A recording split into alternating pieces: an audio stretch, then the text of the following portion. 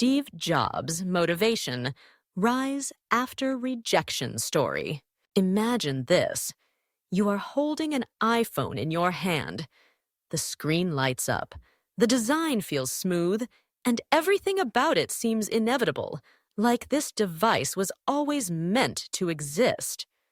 But what most people forget is that behind this perfect piece of technology stands a story of failure, rejection, and a man who once walked away from the very company he created. Before the world called him a visionary, Steve Jobs was simply a young man who faced one of the harshest moments any leader could endure: being forced out of Apple. In the mid-1980s, Jobs was not the celebrated icon you picture today. He was fired from his own company, labeled difficult, reckless, even immature. Imagine building your dream from scratch, only to watch it slip away while the world questions your worth. For many, that would have been the end. But for Steve Jobs, it became the beginning of something unexpected. This is where our story starts. A reminder that rejection is not the closing of a door, but sometimes the opening of a path you never imagined. And through his journey, we can find lessons not only in technology, but in how to rebuild when everything seems lost. Welcome to Learn English Listening. I'm Lydia, and together we'll explore not just English phrases, but life lessons that teach us resilience. By listening to stories like this, you practice English while feeding your motivation. Before we go further, I'd love to hear from you. Which city are you joining us from, and what hour is it there? Share in the comments below. I'm curious to know where this story is reaching today, because just like Steve Jobs discovered, every ending holds a hidden beginning, and maybe your story is waiting for that moment too. When Steve Jobs walked out of Apple's doors in 1985, it was more than the loss of a job. It was the loss of an identity. He had poured his heart into building something revolutionary, and in one boardroom decision, it was stripped away. He described the moment as devastating, like being punched in the stomach and left gasping for air. Think of a time when you invested yourself fully in a project, a relationship, or even a dream, only to be told you were not good enough. That sting is not just about failure. It is about feeling unseen, unheard, and unwanted. For Steve Jobs, the rejection was public. Newspapers carried the story. People whispered that he was finished. And yet, what he faced in that season mirrors what so many between the ages of 25 and 40 experience today. You might be sitting at a desk, questioning whether your career path is leading anywhere. You might be scrolling through social media, comparing your journey to someone else's highlight reel. Or perhaps you lie awake at night, replaying the words of someone who doubted you. The truth is, rejection and pressure are universal. They test the very core of who we believe we are. Some people withdraw. Some numb themselves with distractions. Others keep pushing, but with an empty heart. Steve Jobs admitted he felt lost. He had no clear plan. But what kept him moving was a small, fragile thread: the belief that life had more chapters left to be written. That maybe rejection was not the end, but a question waiting for an answer. Have you ever felt stuck in this same way? Like the road you were walking suddenly disappeared, and you had to decide whether to stop or to keep going? Because in that space of struggle lies the beginning of something powerful, the chance to choose again. What most people forget is that rejection does not have to define the rest of your life. After Steve Jobs left Apple, he had a choice: disappear quietly or begin again. He chose something daring. He decided to reinvent yourself. Reinvent yourself means to change direction, to design a new version of your life when the old one no longer fits. Jobs poured his energy into creating a new company, NeXT, and into investing in a small animation studio that would later become Pixar. At the time, few believed these ventures would matter, yet they became the seeds of his return. For you, reinventing yourself might not mean starting a company. It might simply mean learning a new skill, taking a new job, or daring to dream again after failure. But what kept Jobs alive through those uncertain years was more than business. It was a simple truth he repeated often: love what you do. He once said that the only way to do great work is to truly care about it. This phrase is not just for technology leaders. It is for anyone who wakes up dreading the day. To love what you do is to find joy in the small tasks, to notice purpose even in ordinary routines. And then there was his most famous line, "Stay hungry." At Stanford, he told graduates never to lose that restless spirit, that hunger for more learning, more growth, more life.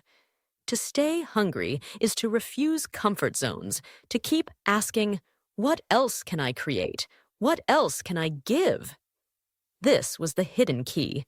Jobs did not return to Apple simply because he was lucky. He returned because he lived these three principles when no one was watching. So the question for us is, what hidden keys might we be overlooking in our own lives? Reinvention is not glamorous in the beginning. It feels clumsy, uncertain, like trying to walk with new shoes that do not quite fit yet. Steve Jobs admitted that many nights he questioned himself, wondering if he had wasted his best years.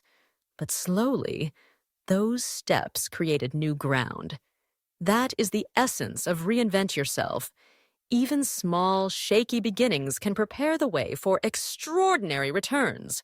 By the mid-90s, Apple was struggling. Sales were sinking. The company was losing its direction, and many analysts predicted its collapse. Then, in a dramatic twist that seemed almost impossible, Apple called back the very man it once rejected. Steve Jobs walked through those familiar doors again, not as the young dreamer who had been cast aside, but as someone shaped by failure, patience, and vision. His return was not just symbolic, it was transformative. He streamlined the company, cutting away cluttered projects, and poured his energy into creating products that felt alive. The iMac arrived first, bold and colorful, signaling to the world that Apple was breathing again. Then came the iPod, which placed 1,000 songs into your pocket, and eventually, the iPhone and iPad, devices that redefined communication, creativity, and culture itself. The drama of this comeback was not just about machines. It was about a man who had once been told, "You are not needed," and then proved that rejection could be turned into fuel. It was about carrying those three principles: reinvent yourself, love what you do, stay hungry, into every decision. Imagine standing on that stage in 2007, holding up the first iPhone, and hearing the crowd erupt. Jobs was not only unveiling a product, he was unveiling the proof that resilience could rewrite history. But the real question is not what Jobs accomplished. The real question is what this means for you. Every one of us faces moments when our confidence wavers. Every one of us has a choice: to let rejection silence us, or to keep creating until our vision shines through. If you could change one habit this week, what would it be? Because even a single shift, one routine, one thought, one risk, can begin the kind of transformation that once seemed impossible. The comeback was never instant. There were critics who said Apple's colorful iMacs were toys. There were skeptics who doubted music players or phones could change the world, yet every doubt only added fuel. Each product launch became not just an unveiling, but a quiet victory over every voice that once told him to quit. That persistence is what turned innovation into history. Failure often feels like a storm. It arrives with little warning, tearing down the walls we built so carefully. For Steve Jobs, being forced out of Apple was that storm. The wind of rejection was fierce, the rain of criticism relentless. Yet when the storm passed, something unexpected appeared: clearer skies, richer soil, and the quiet space to plant again. Think of your own life as a garden. Some seasons, the roots are deep and strong. Other times, a storm rips through, leaving broken branches scattered. It is easy to stand among the wreckage and believe nothing will grow again. But storms also carry water, and water seeps into the earth, preparing it for new seeds. Jobs found this truth in the wilderness years. Pixar blossomed under his care, teaching the world that animation could carry heart and humanity. NeXT, though less known, carried ideas that later powered Apple's rebirth. What looked like failure became fertilizer for future growth. For us, the healing comes when we dare to reframe rejection. Instead of seeing it as an end, we can view it as a turning of the soil. A painful process, yes, but one that makes space for something better to grow. So the next time you face loss, remember, storms do not only destroy, they also prepare. And what you plant in the ground after the rain may one day become the fruit that nourishes others. And now, we arrive at the crossroads. Steve Jobs' story is often told as a legend of technology, but at its heart, it is a story about choice. He was rejected, humiliated, and left without the company he built, yet he chose not to stay defeated. He chose to reinvent yourself. He chose to love what you do. He chose to stay hungry. These choices are not only for billionaires or visionaries, they are for you, sitting with your own disappointments and wondering if it is worth trying again. They are for anyone who has been told, you are not good enough, and is deciding whether to believe it. At this moment, imagine yourself standing at that same crossroads. On one side is comfort, safety, and the familiar path where nothing changes. On the other side is growth, risk, and the chance to discover more of who you are meant to be.